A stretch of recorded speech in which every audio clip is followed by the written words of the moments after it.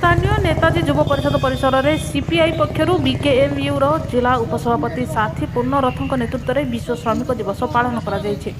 ଏଥିରେ ସାଥୀ ପୂର୍ଣ୍ଣରଥ ଲାଲ ପତାକା ଉତ୍ତୋଳନ କରି କମ୍ୟୁନିଷ୍ଟ ଦଳର ସାଥୀମାନଙ୍କୁ ଅଭିଭାଷଣ ମାଧ୍ୟମରେ ପୂର୍ବରୁ ଅସଂଗଠିତ ଶ୍ରମିକମାନେ ମାଲିକମାନଙ୍କ ଦ୍ୱାରା ଶୋଷଣରେ ଶିକାର ହେଉଥିବା ଶ୍ରମିକମାନେ ସେମାନଙ୍କ ଏକତା ଓ ନ୍ୟାଯ୍ୟ ଦାବି ହାସଲ କରିବା ପାଇଁ ଭାରତବର୍ଷରେ ଏଆଇଟିୟୁସି ଗଠନ କରିଥିଲେ।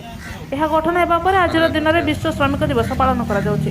ଉକ୍ତ କାର୍ଯ୍ୟକ୍ରମକୁ ଦଳର ଜୋନାଲ ସମ୍ପାଦକ ସାଥୀ ବି ଦଣ୍ଡପାଣି ପାତ୍ର, ରମ୍ଭା ଶାଖା ସମ୍ପାଦକ ସାଥୀ ନିରାକାର ବେହେରା, କାଉନସିଲର କ୍ଷେତ୍ରମୋହନ ବେହେରା, ସାଥୀ ସଦାନନ୍ଦ ନାୟକ, ରଜନୀକାନ୍ତ ବେହେରା, ପୂର୍ବତନ କାଉନସିଲର ତଥା ବରିଷ୍ଠ ସଦସ୍ୟ କ୍ଷେତ୍ରବାସୀ ନାୟକ, ଏନ୍ ମାଧବ ରାଓ, ଶ୍ରୀଧର ଶଙ୍କର, ନରସିଂହ ସେଠୀ, ଧନୁ ପ୍ରଧାନ, ତ୍ରିନାଥ ବେହେରା, ସୁଭାଷ ବେହେରା ପ୍ରମୁଖ ବହୁ ଦଳୀୟ କର୍ମୀ ଯୋଗ ଦେଇଥିଲେ।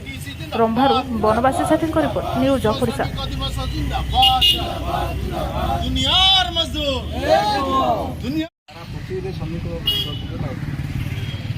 ଯେତେବେଳେ ଶ୍ରମିକମାନେ ବିଭିନ୍ନ ଖାଦ୍ୟ କାମ କରୁଥିଲେ ସେତେବେଳେ 24 ଘଣ୍ଟାରୁ ପାଖାପାଖି 20 ଘଣ୍ଟା କାମ କରୁଥିଲେ।